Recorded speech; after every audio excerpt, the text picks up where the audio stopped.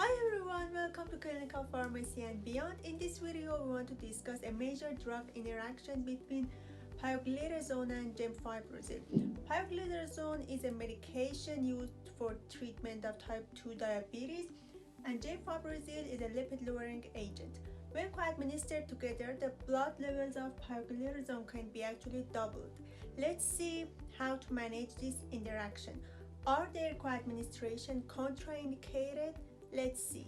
It is recommended not to use these medications together, but in situations that we have to co-administer them, the maximum dose of pioglitazone when co-administered with gemfibrozil should not exceed